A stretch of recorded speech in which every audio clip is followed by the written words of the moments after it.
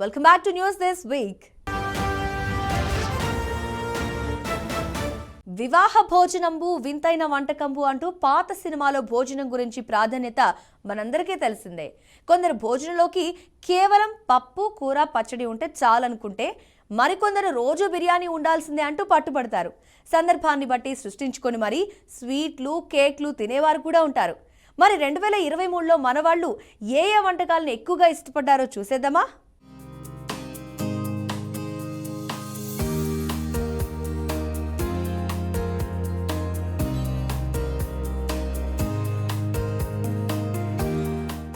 సందర్భం చిన్నదైనా పెద్దదైనా ఎన్ని రకాల వంటకాలు ఉన్నాయన్నది కాదు, బిర్యానీ ఉందా లేదా అనేదే ముఖ్యం అంటూ భారతీయులు ఈ సంవత్సరము బిర్యానీకే మొదటి ప్రాధాన్యం ఇచ్చేశారు. దాంతో వరుసగా 8వ సంవత్సరం కూడా బిర్యానీయే టాప్ 1 స్థానాన్ని అందుకుందని ప్రముఖ ఫుడ్ డెలివరీ సంస్థ స్విగ్గీ నిర్వహించిన సర్వే పేర్కొంది. ఇక వరల్డ్ కప్ సమయంలో అయితే నిమిషానికి 250 బిర్యానీలు ఆర్డర్ చేస్తే వాటిలో 5 చికెన్ బిర్యానీలకు ఒక వెజ్ బిర్యానీ ఉండడం విశేషం.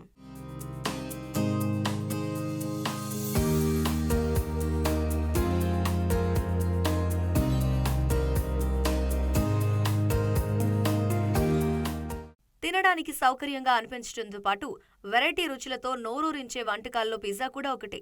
అందుకేనేమో ఈ సంవత్సరం బిర్యానీ తర్వాత పిజ్జా పైనే అంతే ఇష్టాన్ని చూపించారు ఆహార ప్రియులు.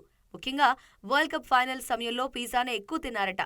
ఆ సమయంలో నిమిషానికి సుమారు 190 పిజ్జాలు ఆర్డర్ ఇచ్చారంటే ఎంతమంది తిన్నారో అర్థం చేసుకోవచ్చు.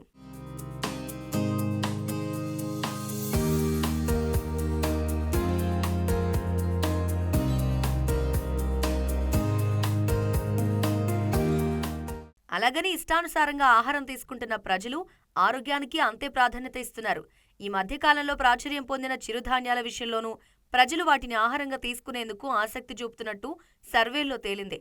2023 సంవత్సరాన్ని అంతర్జాతీయ చిరుధాన్యాల నామ సంవత్సరంగా పేర్కొనడంతో ఎక్కువ మంది ప్రజలు కొర్రలు, జొన్నలు, రాగులు, సజ్జలు, గోధుమ నూక, రాజ్కీరా ఇలాంటి వాటి గురించి తెలుసుకోవడంతో పాటు తినేందుకు ఆసక్తి చూపించారు. దీంతో ఈ ఏడాది చిరుధాన్యాలతో చేసిన వంటకాల ఆర్డర్లు సుమారు 124% పెరిగాయి.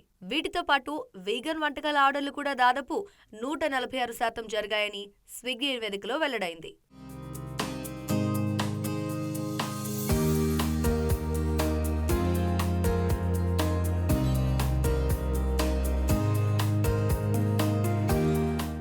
ఇక ఇతర దేశాల సంస్కృతి విషయానికొస్తే మన దేశంలోనూ కొరియన్ల సంస్కృతి సాంప్రదాయాలకు, సౌందర్య రహస్యాలకు ఆదరణ పెరిగింది. అయితే ఆహార పదార్థాల దగ్గరకు వచ్చేసరికి ఏడాది జపనీస్ వంటకాలైన రామెన్ నూడిల్స్, సూషి వంటివే ఎక్కువ మందికి నచ్చాయిట. అలాగే ప్రత్యేక సందర్భాల్లో ఎంచుకునే కేక్లలో ఈసారి ఎక్కువ మంది చాక్లెట్ కేక్ నే ఇష్టపడ్డారు. ఇక పండుగలు, పర్వదినాల్లో మన హైదరాబాదీలు ఇడ్లీ తినడానికి ఇష్టపడితే ఇతర ప్రాంతాల వాళ్లు మసాలా దోసకే మొదటి ప్రాధాన్యం ఇవ్వడం విశేషం. ఇవే కాకుండా butter chicken, chicken tikka masala, litti chokha వంటివి కూడా ఆహార ప్రియులు ఇష్టపడ్డారు.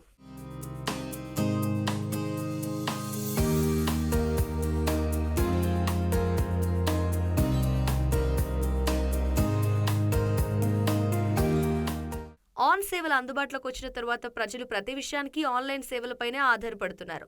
కొత్త వంటకాల కోసం వెతికేందుకు కూడా ఆహార ప్రియులు ఆన్లైన్లో విపరీతమైన ఆసక్తి చూపారని నివేదిక తెలిపింది.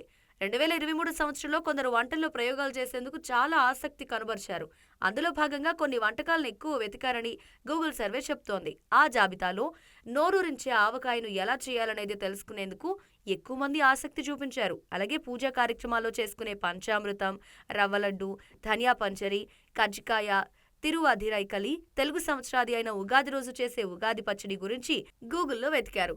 వినాయక చవితి సమయంలో కేరళ, తమిళనాడులో చేసే ప్రత్యేకమైన కుడుములు, కొరియన్ వంటకమైన హకుసాయ్ వంటివి వంటకాలు చేసేందుకు ఆహార ప్రియులు ఎక్కువగా వెతికారట.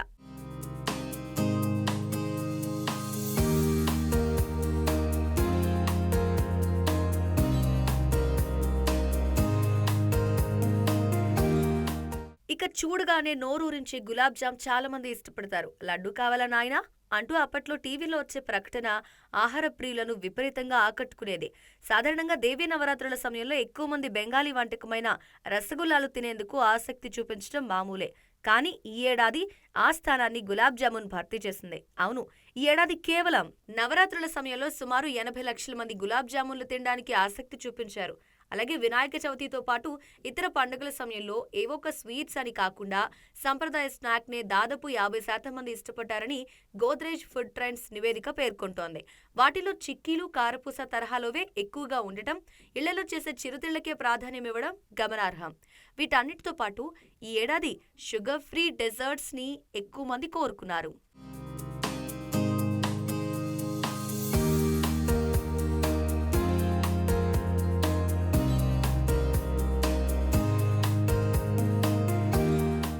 సాధారణంగా ఎవరైనా తప్పు చేస్తే వారిని శిక్షిస్తామని కఠినంగా మాట్లాడకుండా కొంతమంది కృష్ణ జన్మభూమికి పంపుతాం అంటూ చమత్కారంగా మాట్లాడతారు. కృష్ణ జన్మభూమి అంటే జైలని గుర్తు చేస్తారు. ఈ విషయం ఇప్పుడెలా ఉన్నా కృష్ణుడు నిర్మించిన నగరాన్ని భూగర్భంలో వీక్షించేందుకు ప్రజలకు ఒక అద్భుత అవకాశం కలిగింది. ఇందుకోసం గుజరాత్ రాష్ట్ర ప్రభుత్వం ఏర్పాట్లు చేస్తోంది. ఆ కథ ఏంటో తెలుసుకుందాం.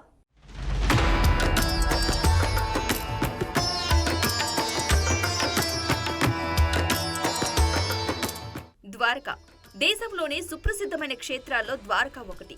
శ్రీకృష్ణుని దివ్య క్షేత్రాలలో అతి విశిష్టమైంది. గుజరాత్లోని ఈ దివ్యధామం శ్రీకృష్ణుని పాదస్పర్శతో పునీతమైందిగా విశ్వసిస్తారు.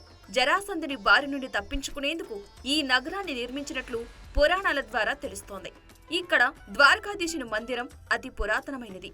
ఈ మందిరాన్ని 10వ శతాబ్దంలో నిర్మించినట్లు చారిత్రక ఆధారాల ద్వారా తెలుస్తోంది. అయితే శ్రీకృష్ణుని మనమడైన వజ్రనాథుడు ఈ మందిరాన్ని మొట్టమొదటిసారిగా నిర్మించినట్లు పురాణాల్లో ప్రస్తావన ఉంది. శ్రీకృష్ణుని ద్వారకా నగరం సముద్ర గర్భంలో ఇంకా ఉందని పరిశోధకుల అభిప్రాయం.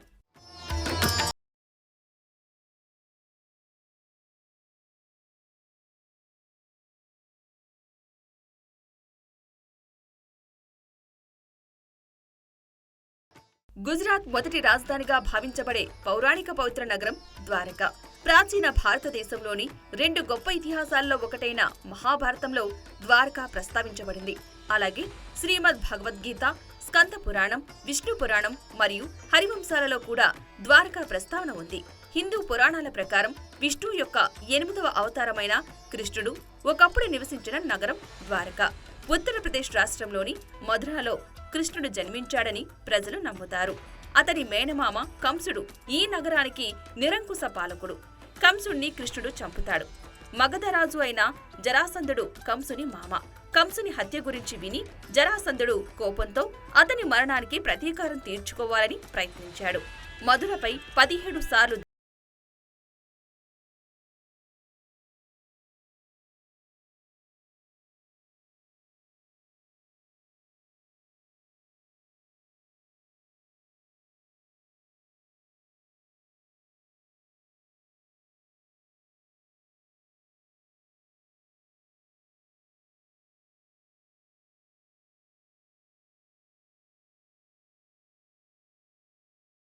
ఉండేందుకు సముద్ర గర్భంలో ఓ నగరాన్ని స్థాపించాడు శ్రీకృష్ణుడు.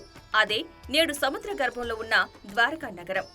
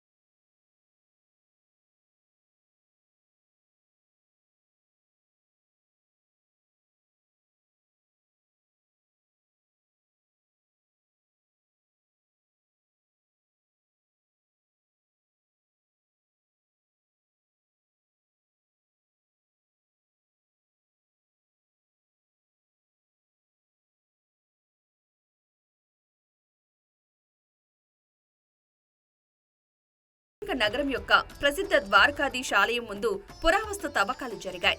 ఈ తవ్వకాల ఫలితాలు క్రీస్తు పూర్వం 15వ శతాబ్దం నాటి ధ్వంసమైన ప్రోటో హిస్టారికల్ సెంటిమెంటుకు ఆధారాలు ఉన్నాయని సూచిస్తున్నాయి.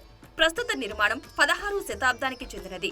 భాల్కా తీర్థం వద్ద ఒక అడవిలో ఒక చెట్టు క్రింద ధ్యానం చేస్తున్నప్పుడు అనుకోకుండా బాణం తగిలి కృష్ణుడు ఈ లోకం నుండి వెళ్లిపోయాడు. కృష్ణుడి మరణం తర్వాత అతను స్థాపించిన నగరాన్ని భారీ వరదలు మృంగివేశాయి. అయితే ద్వారకాలోని పవిత్ర క్షేత్రాన్ని దర్శించుకునేందుకు వేలాది మంది భక్తజనం ఏటా తరలివస్తూ ఉంటారు. మహాభారత కాలంలో శ్రీకృష్ణ భగవానుడు విశ్వకర్మ సహాయంతో నిర్మించిన ఈ సుందర నగరం అరేబియా సముద్రంలో మునగడంతో భక్తులెవరూ అక్కడికి వెళ్లలేకపోతున్నారు. ఈ ప్రాచీన నగరాల్ని భక్తులు వీక్షించేందుకు వీలుగా గుజరాత్ ప్రభుత్వం జలంతర్గామి సేవలు ప్రారంభించేందుకు సిద్ధమైంది.